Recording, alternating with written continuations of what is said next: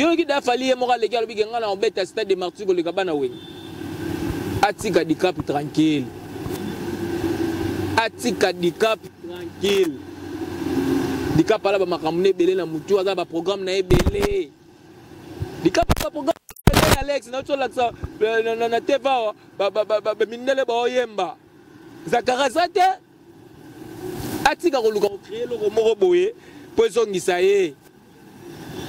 Gaye bi faza mka ba stratégie. Asata ba stratégie nga saka balinga la falsi les ong saka ile ba polémique générale ekufaka. A créer mo le moko na TV na ye. Atika luka ko tsaka ngini moko boye oyo falaza na ye na ngote na ba ve na ye na sima na ye. Ne fala ko ba problème na ve na ye na ba ve na ye. Zakari lobe azaki ba pire na ba jibe na ba wera lelo abandi ko diminuer bango ko finga bango ko lwa keno leki bango na nyoso. Qu'est-ce qui prouve que non lobby pas au sala na vérité a au sala na falité ou les lois ça basé tout parce qu'on l'a vu même à niveau politique. On l'a vu comment il traité le président, l'actuel président Félix Antoine Tshisekedi Tshilombo. Il a traité dans une opposition. Les lois comme le président, tout le monde langage n'a changé. Les lois on a dénigré Wenge, azo finga Jibe, azo finga Wera, azo dénigré bango. On les voit.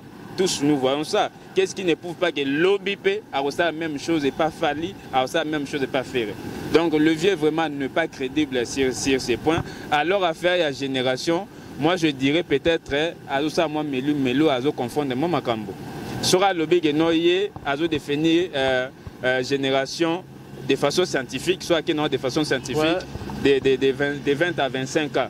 Là, je peux être d'accord, on a scientifiquement parlant. Parce qu'à maintenant, on peut de façon scientifique. Scientifiquement parlant, on a d'accord, mais là, on parle de la musique. Toujours la musique, il ne faut pas fuir les débats ou bien désorienter les débats. À contextualiser génération par rapport à la musique. Sera le but que non, pour une génération, ils ont de 20 à 25 ans, pour ramener en la musique. Alors, après ça, est-ce que théorie ou la thèse ils ont concordé, tout est valable entre générations, la différence de la génération Zaïko na Wenge, parce que nous reconnaissons les Zaïko comme 3e génération, Wenge 4e génération. Alors Zaïko et Bimagi na Nenini, Wenge et Bimi na Nenini. Est-ce que entre Zaïko na Wenge, différence à 25 ou 25 ans, ils en ont 4?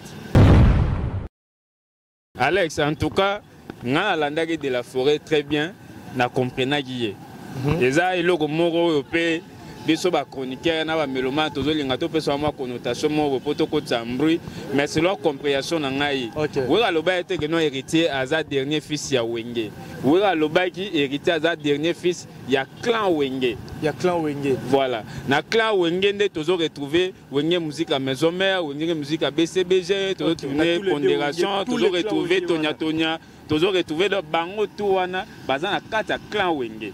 Ce qui est le non, héritier à dernier fils ya Wenge. Ah, on a des contradictions. Il y a la pote de notre dernier fils ya Wenge.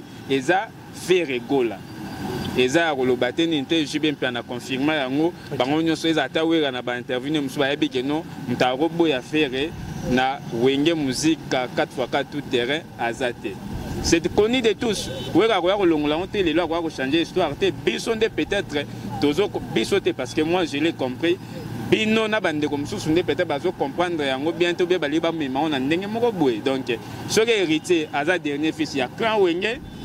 Moi je suis d'accord avec Weranson parce que actuellement la clan Wenge nana zo la fierté ya clan Wenge le rôle héritier. Basé ba Fabrigas, ba Robinho, tout le monde. Mais actuellement na clan Wenge, on voit que non, c'est héritier m'taza un album na mi ange mi des mois ça on ça la plaisir et puis aza en bon terme na ba vie na que ça soit Weranson que ce soit JB Piana et dans le sens à Wenge et dans le sens à Bongo. Donc moi je peux considérer cela à Weranson sur le big non dernier fils il y a clan Wenge.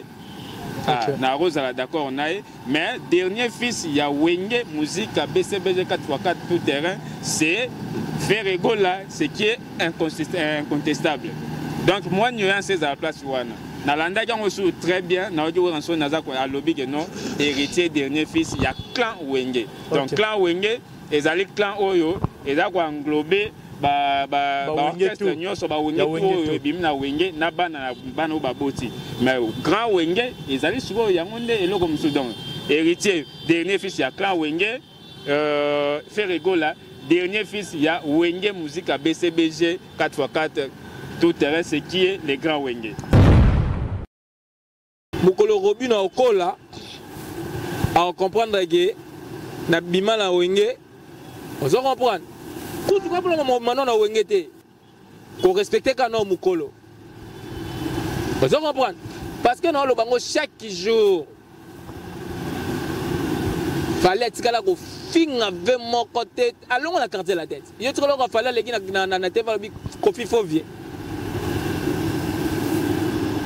attention quand yemba nzembo ke kuna na nzembo bino botala nzembo ayemba bino mo chama makanti no nzembo yemba ngo kofite mais aucun jour au monde fala vani na TV lo bigi no ko felo mide fovie jamais au monde affaire na TV leki lo bigi wera to jibe ba fovie soka sali nzembo na bino mo ne boko mo kala o faut accélérer on jibe mais yemo na TV na jamais ko yo ata mukolo moko a toucher ve na ye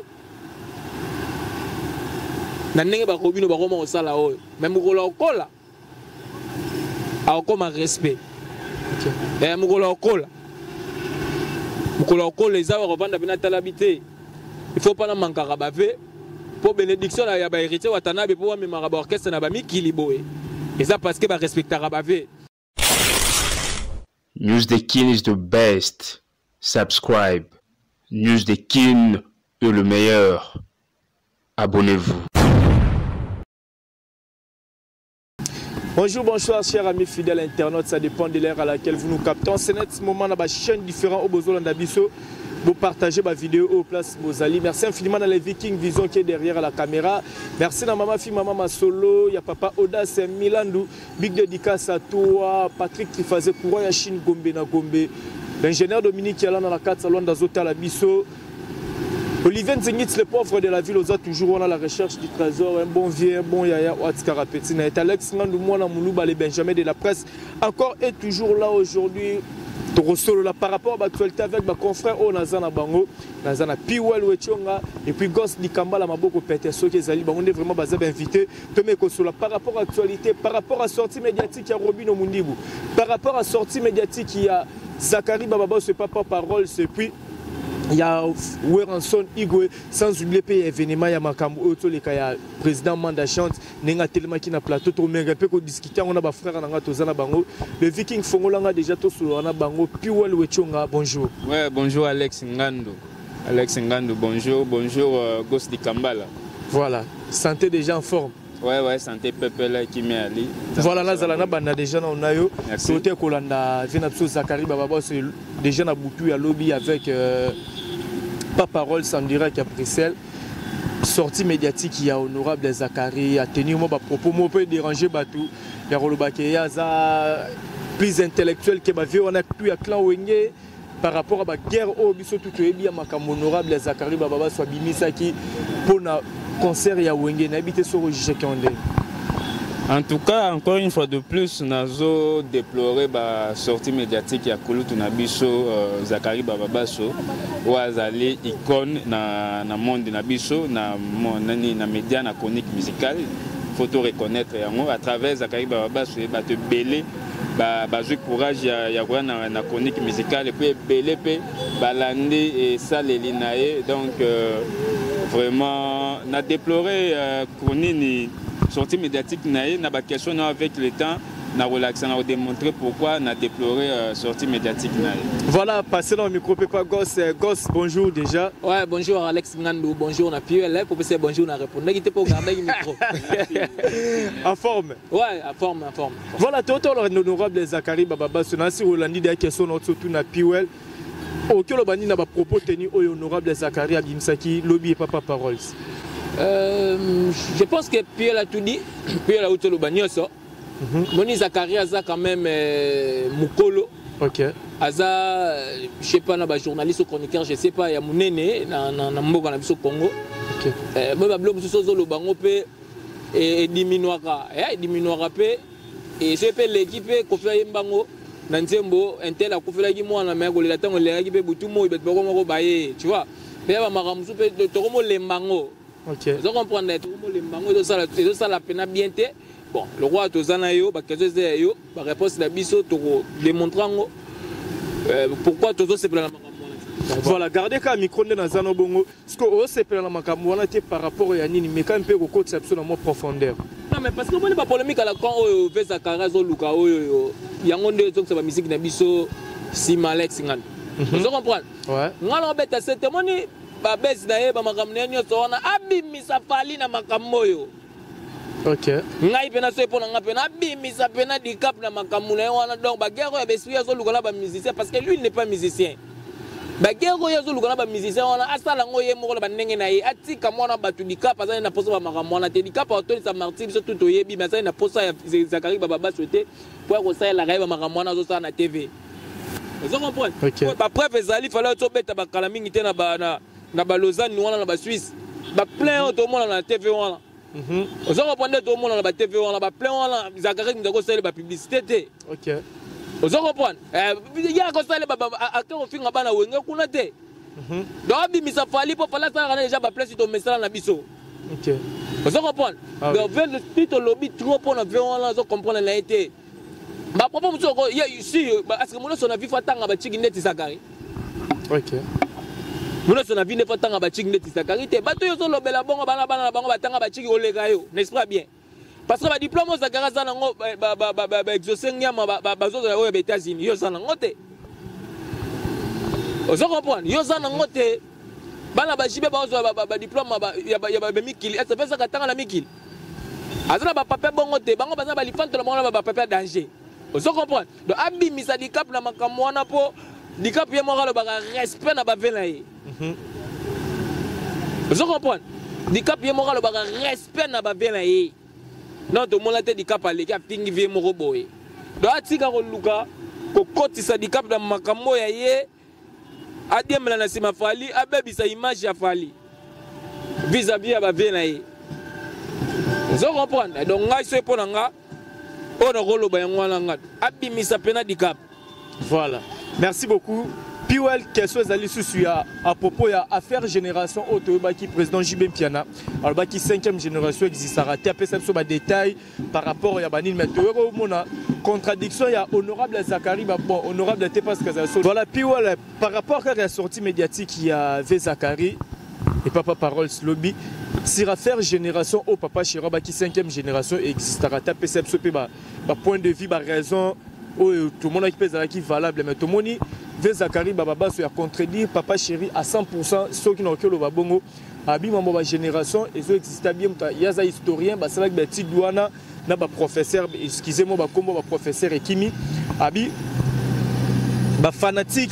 Oh baba na Rolanda wenge 4x4 dans l'ensemble so tali ba âge na bango na ba fanatique o bola na musique ya ba ferre ba fali ba inos bi ba robino tout ça ya génération o baza déjà na ba car ba 20 ans abi tombo lo ba kambo génération ba lo bela raté par rapport à âge ya ba mise motala selon ba fanatique et a confirmé que na génération o tout ça c'est fali ne leader ya génération na habité sur que le banin parle. Alors Alex Ngandou, déjà, malgré, en dépit à respect, on a pour la chose à donc je dirais déjà que nous avons crédible.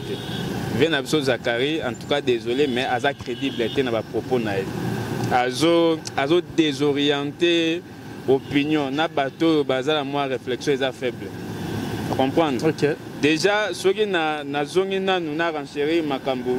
Gosa uti koloba quand même naza d'accord na ba propos na yenyo sauté mais comme on a que non na joué point en place azolo ba maramba fali Zakari lobe azaki ba pire na ba jibe na ba wera lelo abandi ko diminuer bango ko finga bango ko loba que non l'équipe bango na nyoso.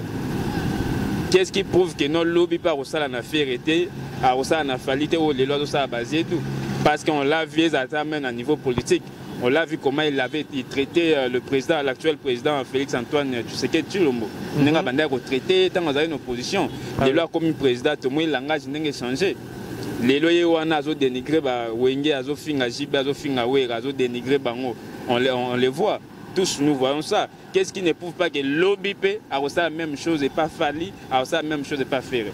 Donc le vieux vraiment n'est pas crédible sur ces points. Alors affaire il y a génération, moi je dirais peut-être à ça moi melu à confondre moi makambo.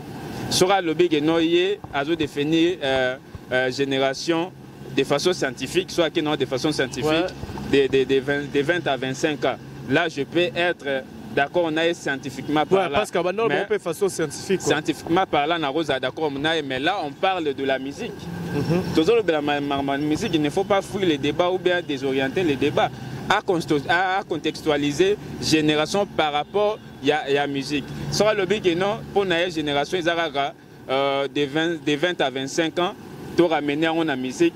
Alors, après ça, est-ce que théorie ou la thèse, ils ont concordé, tout est valable entre générations, la différence de la génération Zaïko na Wenge, parce que nous reconnaissons les Zaïko comme 3e génération, Wenge 4e génération. Alors Zaïko et Bimagi na Nenini, Wenge et Bimi na Nenini. Est-ce que entre Zaïko na Wenge, différence à 25 ou 25 ans, ils en ont 4? Vous voyez que les vieux se contredisent. Vous comprenez? Au moins, tant qu'on a animé l'esprit à ruiner, à détruire, à dénigrer, à quitter ça, au côté. Le vieux n'a pas le monopole de la parole. Aza modèle pour na bande ko belé ba juba chroniqueur be tout monde ba sala le rôle aye balanda le colonaye, c'est bien pour na bango, mais azonga na raison. Azonga na raison. C'est déplorable de voir le vieux basa la génération mona ba wera na ba jibe. Ouais ouais, moi ba to ba la télé pour dénigrer bango de cette façon pour gagner nini. Pour gagner nini. Koluka ko deko.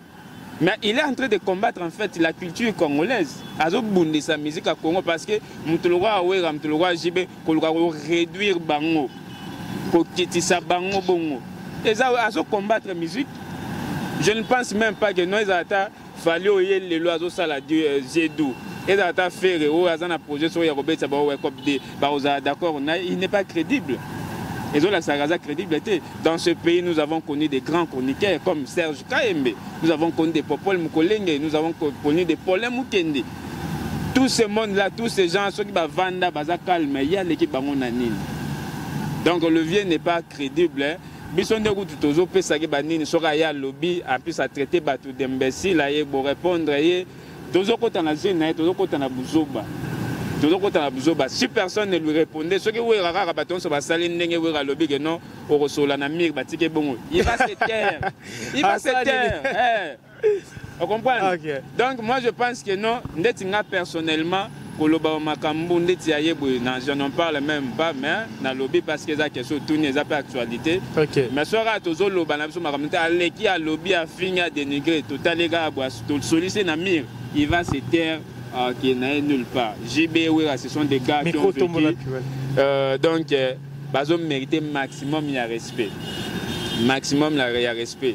Il fallait faire jeune génération, ils peuvent faire exploit au-delà que les gars JB Nawera et les gens qui ont effacé ce que JB ont fait dans la musique congolaise. Vous comprenez? Donc, c'est une comparaison à la con, excusez le terme.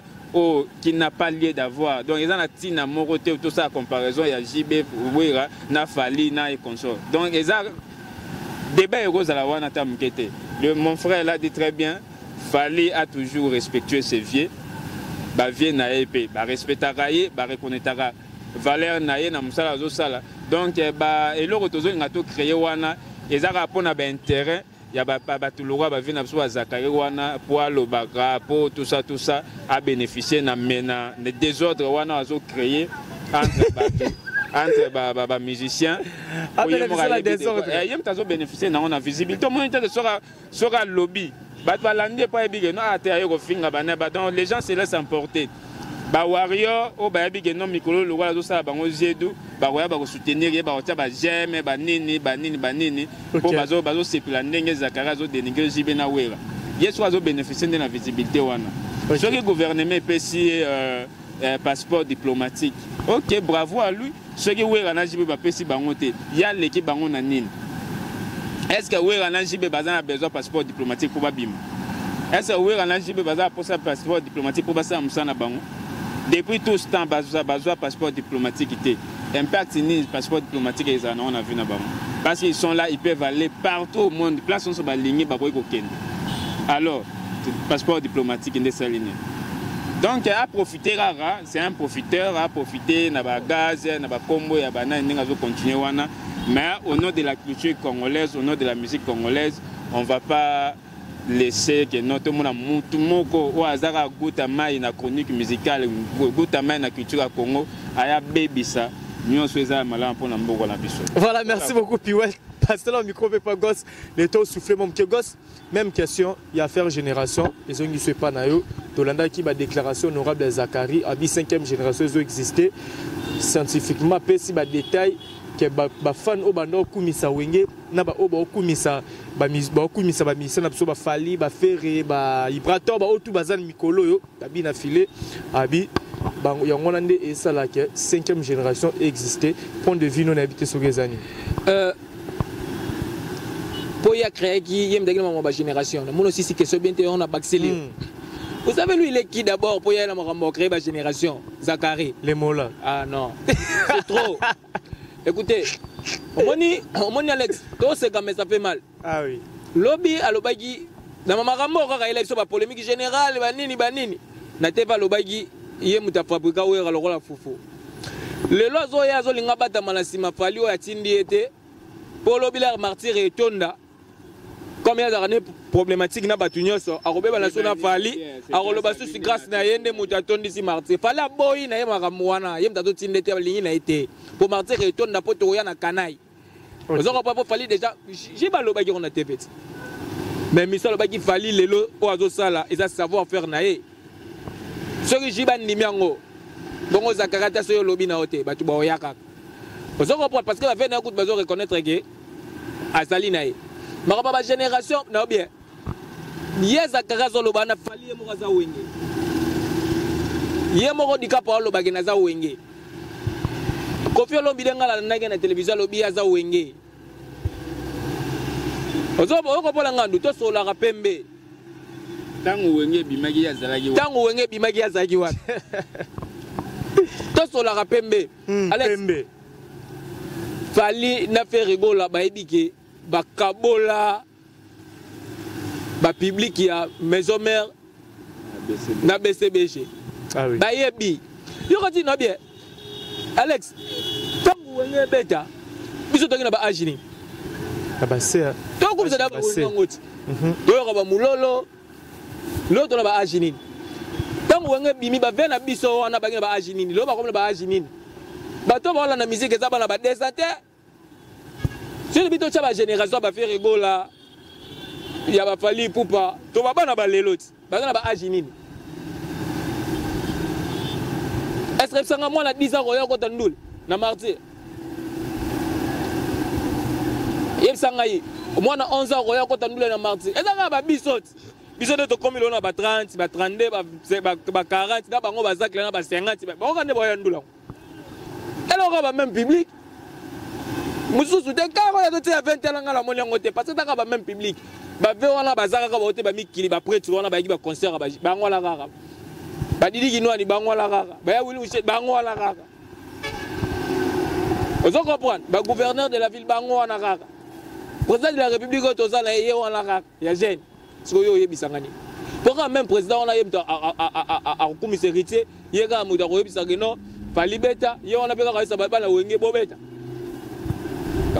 quand on a pena a échoué naï pourquoi il y a non nga 5e génération oui to ni malabiso parce que ba non sibibe ba zo bima ba dans la 4e génération bagez ma wet il y a classé bango tune bana 5e génération par rapport ya ba fanatique quand on notre lobana bango tout wana ci donc tout ça pour ngai ko mo ba 5e génération ça ko problème te mais nga problème nga na obet la 7e ni comme ya public yo ko yebi c'est mo ngamba public te parce que ce sont les mêmes personnes oyo ti lelo bazana kata musique yo na ba biso yo to bande to kiza ba amoureux ya musique ile to linga ba wengele to ki ba petit biso to koli to linga bango biso be kande to landa ba fali to landa ba fer. Vous comprenez? Donc, quand on a déjà fait, à quoi il y a Alex? Donc, ce pour on a déjà, quand on a fait, à quoi il y a déjà? On a fait, c'était que fait la polémique à la corne pour Marambo si tu l'aimes bien. Concert à Fali. Au moins, on a Alex. Il y a un handicap à l'eau. Enfin, parce que tu as fait un concert à Martyra. yo zolingo créer ba makambo moko boy yo tsa ba musu mutema mabe ba ko ta fiti pour concert ba ko comme luka concert ya dikapé simbate aigle zaka déjà aigle avant Zakari baba baso kala mingi to yo kaka de makambo yo kaka la fala yo kaka te kutu droit chemin ngam tu la sa ki boy pas betango mais déjà le baki on a émission il y a lobby déjà le baki on a fallait avant ça la disque fallait bayaka ne pas ne attendre ce pas morona de ya c'est la déjà tout ça so be mission na ka ne mutesala ke fala za lelo moza mudanenge nini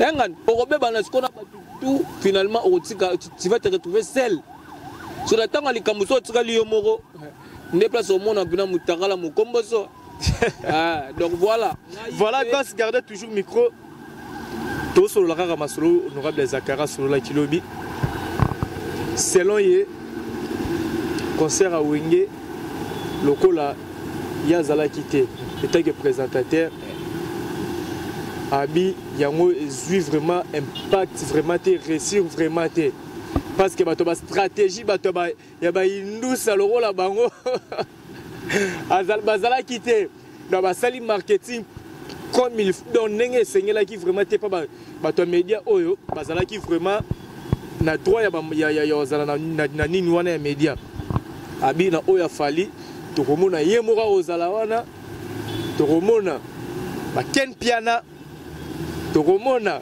ba mbuta dikasu to komona parce qu'ils ont de l'oseka pardon to komona ba Vincent Toulouse ne ba sala pena makamne ba pesa vraiment makambu et puis après sina ba stratégie ndenge concert a fali et Rosela bi wala kutuna la solo na fali teza ba stratégie ne déjà la tribune bon tcha pena place ba famille il faut ya donc abi oya fali ne oza vraiment un impact parce que yemora kota la masolongo donc ils a plein craqué ti libanda plein libanda ezate que libanda stade na 4 pena le pont ya stade ba ko tcha ba écran et ba stratégie oyo wonyezanga ki esko ona ba stratégie wana po concert a fali réussir ngandu batonyo so ya tangi wana batutu ya tangi wana nana za la concert ba plein ba mindele to ba mindele ba oyema la concert a fali wana banan basa na bato tuna y compris ye mokosaki bato yo so ya tangi wana yebisa ngai chroniqueur nino aza na mikili na minute na fali na ba plein fali zo sala mindele ba oyema de tutu mona na ba TV wa bazate est-ce que bato yo tala ba journaliste to ba yo tala na spectacle fali to ba yo tala na musique fala obeta moni fali nanga zamani kam nanga sana ya agena ko betelo mona Dubai wana ba mizeni ku ba kendati vous comprenez abeta yango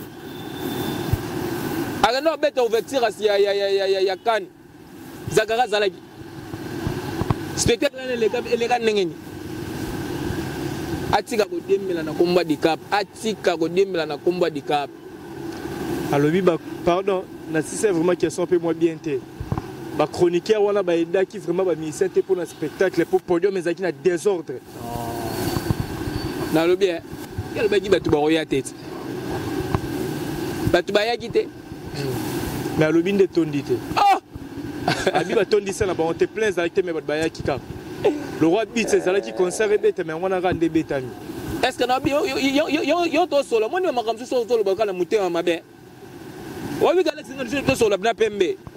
Balbara musique est à récite Ernie. Ne fils qu'à 10 personnes sont déjà basées au rendez-vous, c'est bon déjà. Si on a mis nos choses à bien, bah tout ça, bah qui musique est bien, message de l'équipe. Le meilleur concert. Concert à qui waouh, bah tout bah yaki. Yo qui da falli moral légal bi ngana on bête à stade de Martigo le Gabana oui. Atika di cap tranquille. Atika di cap tranquille. Di cap ala ba makamne belé na mutu aza ba programme na ebelé. Di cap ba programme Alex na to laksa na teva ba minele ba oyemba. Zakara zate. Atika ko luka ko créer loko moko boye po ezongisa ye.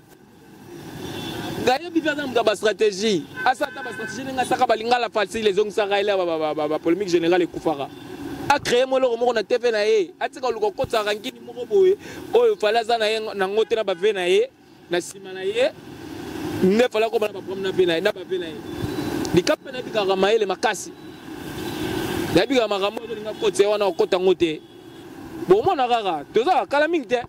Bon mona blague non la martira zaka ozalate. Azala batuna ye wana o Dicap oyana bango wana. Pa ko solango, pa yemoko Dicap sa lo batu apina makambo wana geno ya ko keponda ka batu ya ko finga ka batu. Comment yezo linga memela mutu ba bloko ya linga kana yango te.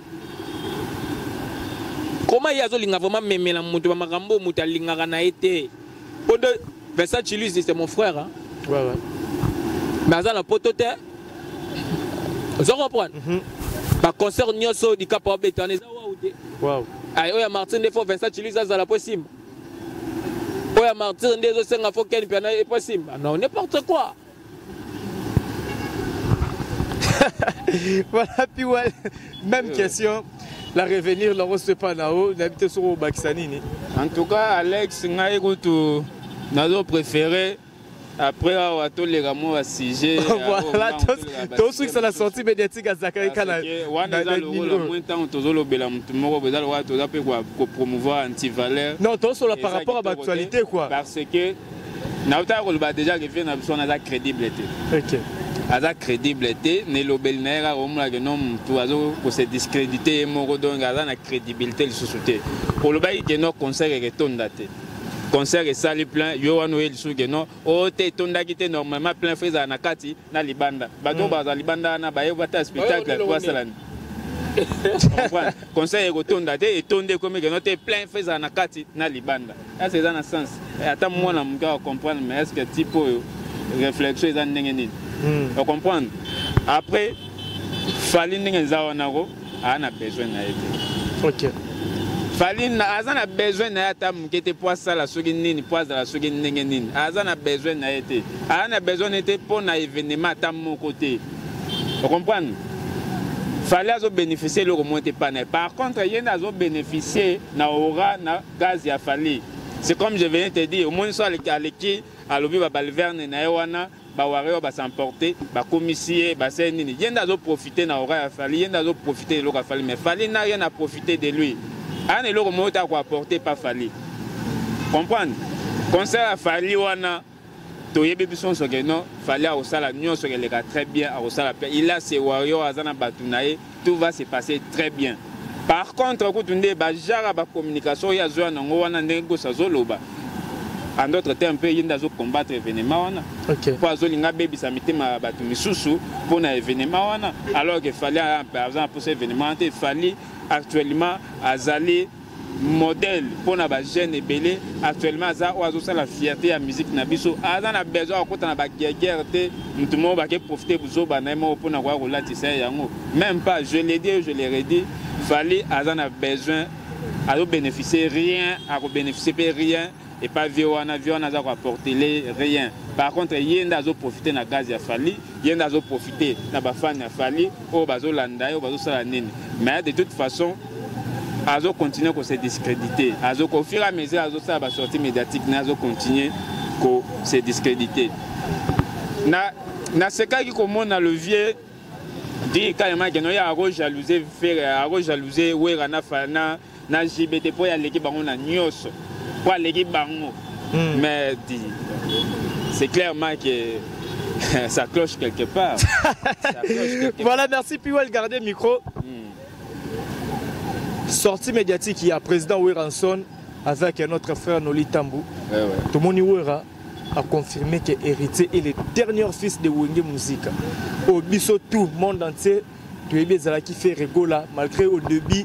Air président Blaise Boula les carré pesara moi mbilinga ti ba vie à Wenge karabango ba kondi mameto yo mona Weranson a confirmé que c'est héritier qui est le dernier fils à Wenge. Na bito mona teke bo chabiso pe moi mbilinga na mambo le dernier fils à Wenge ngo moment où ba mise belé bazana Wenge. Alex en tout cas nga landaki de la forêt très bien na comprenaki ye.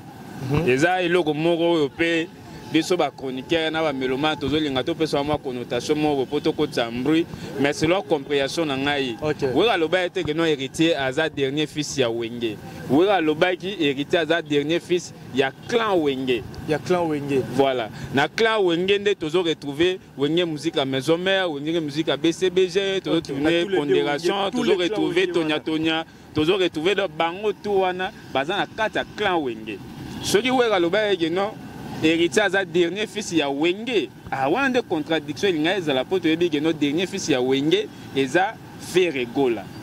Eza aloba te ninte jibe mpe na confirmer yango bango nyonso eza ta wera na ba intervenir musu ba yebi que no mutarobo ya Ferre na Wenge musique 4x4 tout terrain azate.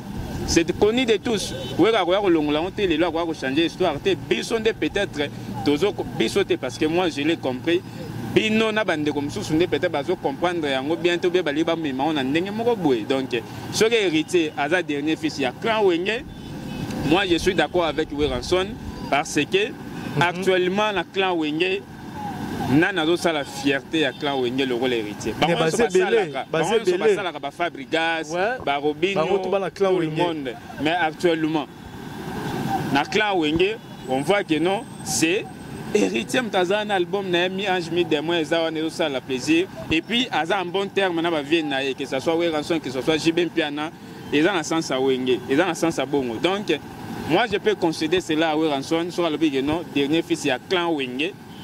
Ah, na Rose d'accord on a mais dernier fils il y a Wenge musique à BCBG 4x4 tout terrain c'est Ferregola ce qui est incontestable donc moi nuance à la place wana na landa gango sou très bien na ojo ranso na za ko a lobby que non héritier dernier fils il y a Clan Wenge donc Clan Wenge ezali clan oyo eza ko englober orchestre nyonso ba Wenge ko bimna Wenge na bana baboti mais grand Wenge ezali suko yango nde eloko musu donc héritier dernier fils ya Clan Wenge Ferregola dernier fils ya Wenge musique à BCBG 4x4 tout terrain ce qui est les grands Wenge. Voilà, merci micro na gosse même question au Lobani no bakto et au Baxeza par rapport au Piwala lobby. Ouais mais puis elle a tout dit hein. Puis elle a tout dit ton bimi na maison mère. Bimi na maison mère. Héritier Watanabe a fait partie. Il y a maison mère. OK. Vous comprendre. Héritier Watanabe, il a fait partie na Wenge BCBG. Avant de venir chez Weranson na maison mère avec la BCBG. Donc c'est évident que de la forêt au baguet Héritier Watanabe a sa dernière fils il y a Clan Wenge. Vous comprendre nango mal. En plus de cela, héritier Watanabe comment on appelle ça? Témoignage d'un peu partout. On se comprend, tu as témoignage d'un peu partout. De la forêt, na loko na lobby bien que on va na bona polo mona 3000 coach na non mais écoutez, oui bien héritier Watanabe ngana féliciter pourquoi? Ouais. Watana débit tant on longo maison mère à comprendre gité. Bato amité mama beba no NCC. Lorsqu'il a compris, a compris que non. Nga la boko mi chez Wera. Wera ndeti père na ngai.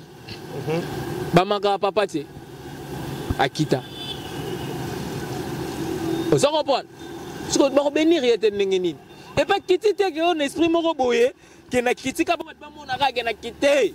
Na mutema na eto mona ba geste na e. Tozo mona wata za partout. Oyoka matanga romona ye oyoka fête romona ye romona batwana besoin aide romona ye ba fait ba ki événement wata kenaki avant makambo ya concert na stade wata la ndeki ba fait ti na Béatrice soye bisangai mutande ngwana batu ba linga été pourquoi ce balobi vérité moko boye batu ba bona rango mabe peut-on vivre kana ba mensonge. Wera le baki fait rigoler sa dernier fils ya Wenge. Jibem Piana le baki fait sa dernier fils ya Wenge. Kutu derrière baza ba solo po ba neni ba kosala ce qui soutient na bango pona ndenga za ozare na mikil. Mais Wera sona alobi bien. Héritier Watanabe a sa dernier fils ya Clan Wenge. Donc Clan Wenge c'est-à-dire que il a passé na BCBG avant ya na maison mère. Ouais. Azagi na maison mère Wenge tona ebimina na maison mère nous les pondération 8 il y a bien la biso célébou ebimina BCBG vous comprenez donc ce que balobi ke wataza dernier fils ya Clan Wenge pourquoi to roboya wana komi mutema mabe. Voilà, merci gosse ça là la micro sortie médiatique à Robinho kota la mwana ya wenge ou abimi na maison mère ko s'attaquer na ba vie na wenge ya ba vie ba kola na succès susté ba travail za susté ba genre ba biloko mo ya bongo kota la mwana ya maison mère mwana ya wenge ako s'attaquer na ba vie par rapport à toyebi ke ba wenge za na ba vie mais au sala na habité soko jijaki comportement to ba propos tenir ya Robinho ndengeni na Robinho bu mwana na qualité ah Robinho bu mwana na qualité OK et tant okola papa chic mkola na mwana neno qualité na qualité tant okola pour grandir écoutez tant les comme sur le Alex na dans bango na TV OK vieillir c'est obligatoire vous comprenez mais grandir c'est un choix OK vous comprenez parce que c'est comme ba koko to vieillir mais ba deux on ba okola te ba kola na mutu OK très bien vous comprenez ba kola na mutu mukolo Robinho okola à comprendre que na bima na wenge vous comprenez tout tu comprends maintenant na wenge te ko respecter kana mukolo vous comprenez parce que non le bango chaque jour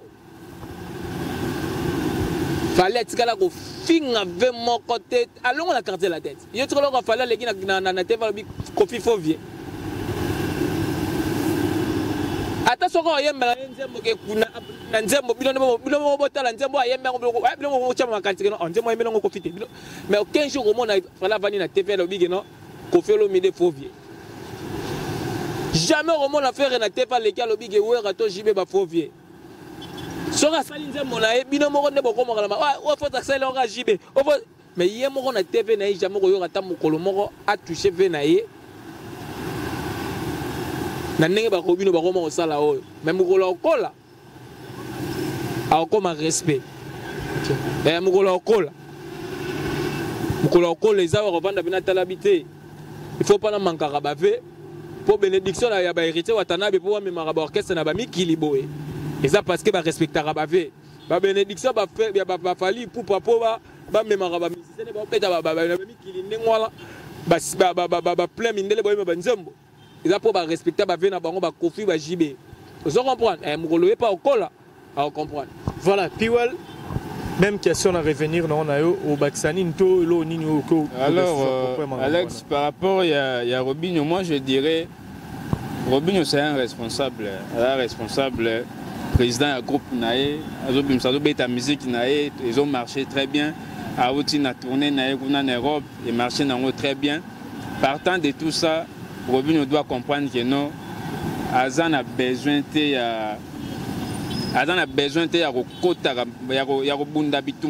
par procuration. Azan a besoin de impression le rôle Azan dépendant de tout Azan a besoin de relaxer que non, il faut ça les logos malgré pour nous séparer ça quand il faut se comporter le roi président, il y a orchestre naé ou hasard indépendant, azosala marambi selon volonté naé, selon conviction naé. Hasard obligé te à côté habitumbanyo, hasard obligé te y a le blessé quand mon repos na OCP ça quand mon ko. Comprendre? Hasard responsable il y a orchestre. Ne le refaye banora ya mona ba danseuse ba mission nyos ba na simana ya wana bazo dépendre naé. Yes, il faut comprendre la conscience que notre président orchestre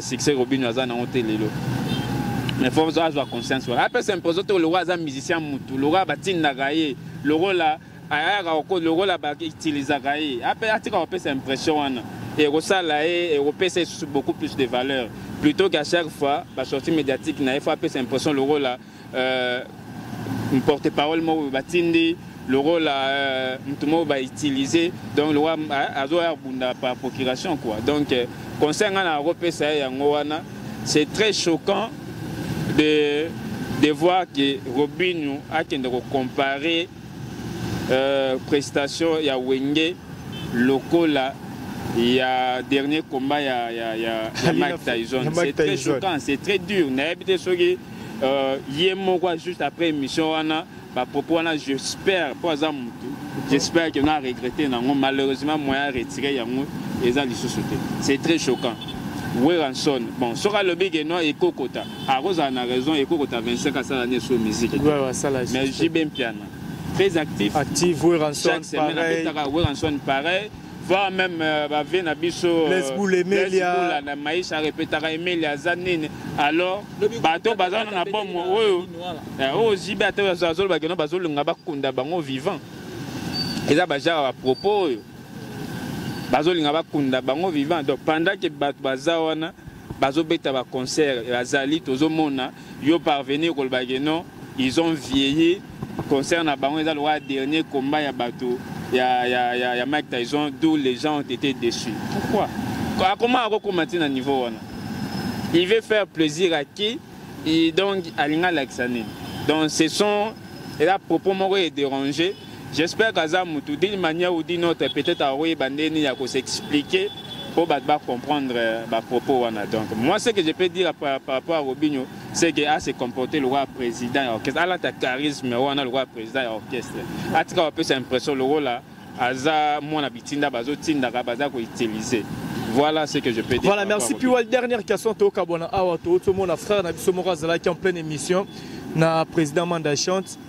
Et par rapport à la vidéo, on ne sait pas vraiment la question, ce que c'est vraiment ni en fait quoi.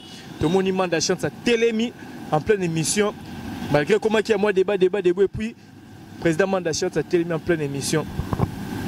Moi, mon père s'est répété, moi trop. Ton nom, mon président Adolphe Bandor Salango. Mais non, ce problème est en fait. Parce que côté les mabongo, ils ont déjà manqué de respect envers la presse, biso ba chroniqueur de Toya Mbabango. Peut-être que la question mon sous-sous. Au biso peut au memaka. Non, aucun expliquer biso non phénomène où on a sur aucun le belani sur Maramouana. Que vous en invité quelque soit question sur les autres choqués, sur les habientés. Au lieu de répondre à Nemo, il y a en pleine émission à téléminalité sur point de vue que vous avez. Alex, déjà, vidéo, malheureusement, Nathalie Angote, donc moi, je mettre avis sur Yango et Zate. Mais seulement, dernièrement, dans la salle qui émission, Kouloutou Nabiso, qui est donné en Gumba Chamberton, à tout chaque point par rapport à Nabiso, chroniqueur et à Lilo.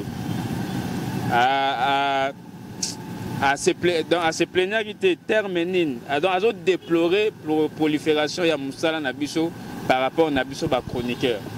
Alors, moi je pense que Biso chroniqueur à Lilo de perdre valeur Makasi. C'est à nous de faire le maximum, de faire le mieux pour tout récupérer moi valeur en considération auprès de l'artiste. Parce que ce que Lilo, l'artiste, comme on a biso le roi balèche bot ko traité biso na ndenge so ko manquer biso presse respect c'est parce que biso ndé to pese lo ko na biso ba chroniqueur to koma balèche bot ba musicien to koma ba porte-parole ba musicien to koma ba na bitinda ba musicien to koma dans to mi kiti ça na niveau moko très bas yango essaye que no ba musicien ba raison na respect na considération na biso te donc biso ba chroniqueur le to ça l'effort chacun na ndenge nae ameka ko mi pe sa valeur na musala ce que la musala pendant musala otangé le salango avec passion. En tout cas, il faut faire, chacun doit faire de son mieux pour se faire respecter et pas d'artiste. Pour se faire respecter, tout ce qui va baliver newana, tout ce qui va rosala balèche bot ba mikala ba musicien, trop mi peut sa valeur mon robot. Donc c'est tout ce que je peux dire. Voilà, micro na gosse. Même question, on a revenir dans ce panayo, on a évité point de vue. La vidéo on est circulée à président Mandanda Temar en pleine émission, comme déjà débat na journaliste na plateau. Ils sont même chroniqueur de l'église. De l'église Alex, oui, là tu sors à l'émission. Ben invité na presse to zakana bango. Tu es bi mutu moko ndenge na zalaka. Oh moi la blague invité. Et puis on poser une question pas poli. OK. Oh bon, ils sont nés retourner invité nos questions et pour retourner une question ma belle moi non noté hier aussi les gars. On doit continuer как. On retourne mutu Alex donc le bon exemple si tu peux prendre un micro là yo. On doit passer là. Mais sur le bino yo Alex passe un micro. Na sengo ka micro. Moi qui na sengi on a des façons différentes. Mais la c'est que si te plaît un micro aux alana na asenga micro quand même poliment la PC. Mais yo l'expression on discuter. Mais comment on sait un micro za yanga? Vous sait un ngona yo pesa un micro. Vous comprenez? Par contre, on poser les questions n'avait pas mal de chance calmement. Ma chance pas répondre yo. Na ndenge moko boy mais on aura la même question. Et puis mutu yo ya mis na plateau déjà que man chance da rateti. Je ne sais pas. Dédé batu mingi baloba que man chance il respecte pas trop ba journaliste ango. Tu yo ko yamba wana oyebi, oza bien informé. Que man chance a respecté rapena ba journaliste était. Manda chante azaka déjà teti azaka déjà na caractère na moko boya ba ya banenge na ye to yo yambie na plateau na yo au moins déjà ka komi ko silika et comme déjà ko bebi selon même émission ya yo pour déjà na plateau na yo déjà loba ngala makamna na de émission ko bida ko beba bokomi ko bima libanda sujet makambo yo yelaki mais changer ndenge opposer ba question sur besoin si c'est émission na yo non mais yo linga ko la sape ka ba mona ka ke non manda chante azaka impoli non. Yo ramener invité na yo abimisa ba bloko moko bo toi 4 émissions pour ba toi mon la demande chante azalara impoli wala ndeza ba bloko bien te yango ne benezo bomba pe boulongo. Ok, voilà, merci beaucoup Ghost comme l'abso déjà na souka bat batalio le rose na micro bon qui ko retenir ni na passage na yo na mamto solo li ceux qui otozangi so bakisi rapidement et puis ba dédicace pour te chiter déjà. Tebenga pena ba tso ba retenir na émission Alex ngana va ndaka mingi na makamba visa clair. Que visa que les penandors bat bazara pemene ba pese conseil que ba guerre ba esprit zo linga sala na wenge abimisa fali na makambango parce que fali penaza na posa ba makambo wana te pour fali pour beta ba concerner na mikili ya saleli ba guerre na batuté vous comprenez pour martyr a fali tonda biso toroya ba warrior ba roya vous comprenez bana wenge pe ba roya azali na posa tege ya zo ba guerre ba esprit na ye oya zo linga sala na ba ve wana ya wenge côté on pas moi na bateau aza père de famille aza na groupe d'accompagnement na ozo talaye ozo comprendre aller na besoin dans la baraki na batute donc ngao na rolo ba yango na bato ba retenir wana na nga na posa mabanga te pour émission de pesa nga kanda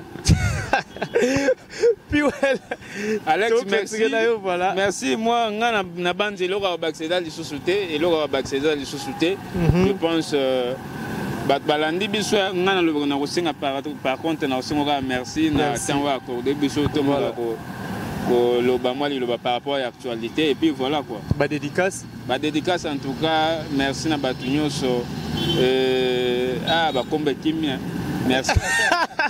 Voilà, merci cher ami fidèle internaute. On va vraiment vers la fin. Il y a Bisso, la Bisso Zagi, Bomo, Piwa, les Pigos. On est vraiment invité. Merci déjà à l'abonné, la Bisso tout. Balingar Alex, Ngandoumo, la Moulou, les Benjamin de la presse. Vous avez partagé vidéo, commentaire, like et surtout, vous avez s'abonner massivement bien qu'il y a le bac de bit aux la chaîne différent. Mais Alex, Ngandoumo, la maman, Bobi, qui n'a toujours le concept Tête TV. Un grand merci. Les Vikings Visuals derrière la caméra. Merci à maman, fille, maman, solo. Il y a papa Audace Milando. Un grand merci à toi, Nancy Dumba, la reine de plus 33. Mon vieux papi Mwakala, la carte qui gagne. Eva la Mwanza, Balobi, son mon qui est en direct de Paris. Maman Safilonga, papa Eric Bikembe, les big dédicaces à toi. Henri Bakouté, je viens à Katsa, Brésil. Vous êtes tellement nombreux, moi, la maman, la trop. Eh, ma banque a payé à passer. Au solo la peine, on a prêt au compte. Ma banque, on se retrouve à la prochaine. Bye. News de Kin, le meilleur. Abonnez-vous.